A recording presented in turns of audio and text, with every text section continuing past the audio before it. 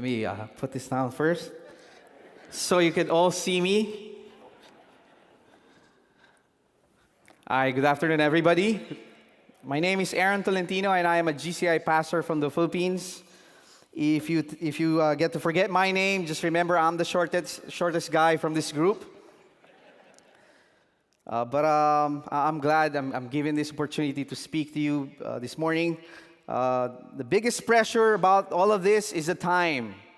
So I wanted to ask Dr. Greg if ever I go over time, do I go to hell or what?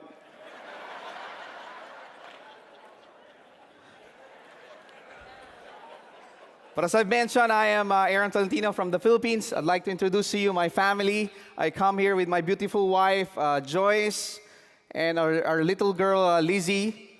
And both me and my wife, we are second-generation church members.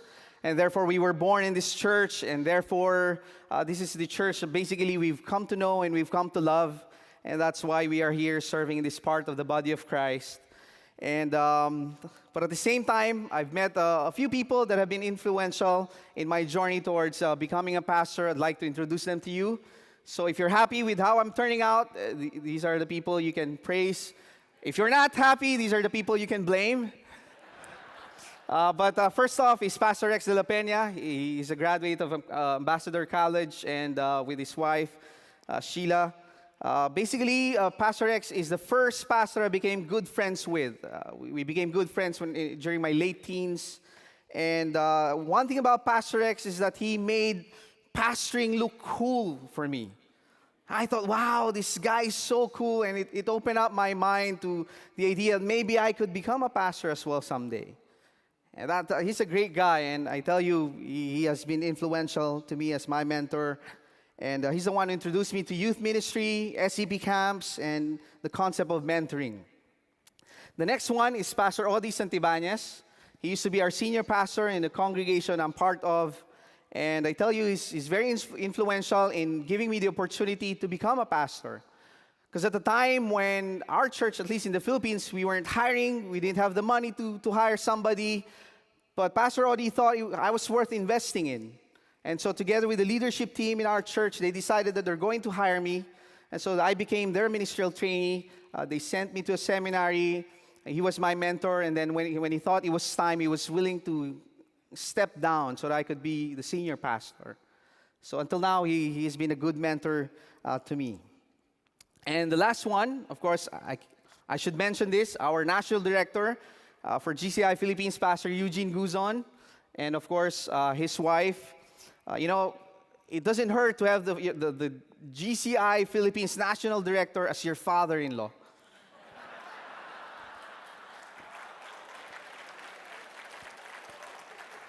And I tell this every time that I am his favorite son-in-law.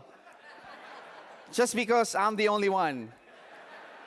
My wife is an only child, therefore I'm the only son-in-law, therefore they don't really have a choice. But he's been a father to me, but he's always been like that ever since, long before that he would prefer to have young people attend all sorts of seminars and conferences, and I benefited from that. I learned a lot from that. I've met a lot of church leaders through those events. But as I've said, he's been a father to me, and therefore his mentoring goes beyond church and ministry.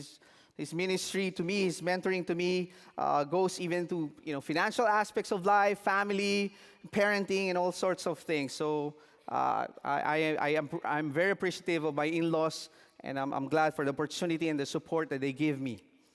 But today, I'm also asked to share about the youth discipleship, youth development in the Philippines. And I'm proud to say that I am a product of that, of what they're doing in the Philippines, what our GCI denomination is able to do. And I'd like to share a few things that have been working for us over there in the Philippines. And of course, I have to say that there are a lot of factors that affect our youth discipleship, like our cultural background, our religious background, maybe even our economics. But I'd like to share a few things that have been working for us as a church that sort of help us disciple our young people and keep them in the church. And I'd like to share as well that these are the things we've learned from you. These are the things that we've learned from the resources from our website, from the people you send to the Philippines and train us. And so we thank you for that as well. But like in any other parts of the world of GCI, SCP camps are a big thing for our young people there. We are able to cater to about 300 teenagers every year. We have 3 major camps, and this picture is one of those camps last year, 2016. And SCP is one of those great programs that keep many of our young people within the church. They stay in the church, and a lot of it is because of this. It has become a great venue for fellowship, for discipleship, for evangelism, especially when we get to invite teenagers who have a pre-existing relationships with the church members.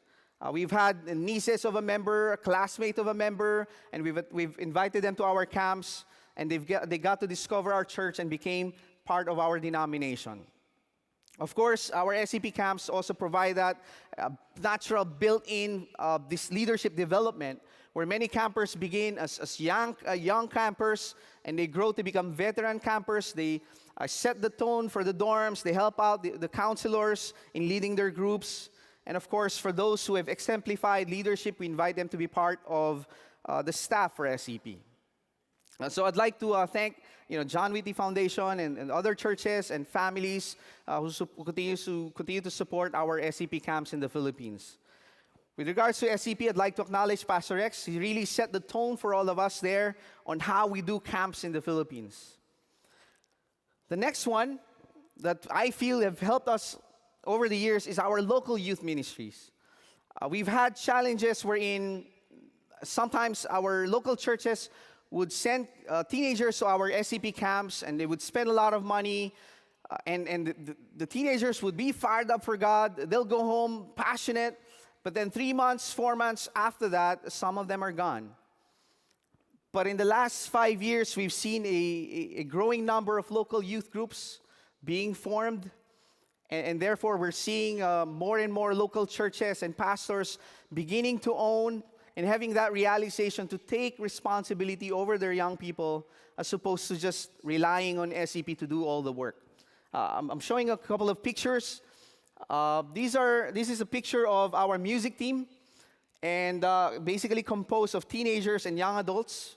But you know what? Many of them began attending our youth ministries when they were 12, 13, 14.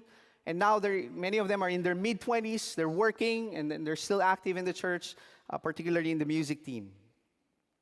But what we found to be effective is that if there's a good combination where local churches take advantage of what SCP has to offer, so they would send their campers to our SCP camps, but at the same time, they own it in their local church to take care and nurture and disciple their young people. That combination would be really good, very sustainable. You'd see a lot of young people staying in the church whenever those two are present, taking advantage of what SCP has to offer, but at the same time, the local churches own that. It also helps when it's organized, meaning that there's somebody identified or a group of people being identified, and they're going to focus their time and energy discipling the young people. The last one that I feel have helped us along the way is creating opportunities while building capacity. To be able to provide for the young people and young adults opportunities to serve in the church. The friends of mine who are young adults and teenagers, they like the feeling of being able to contribute, being able to participate and express themselves and their giftings. I've met many of them, and they like it. They enjoy being able to participate in what the church is doing.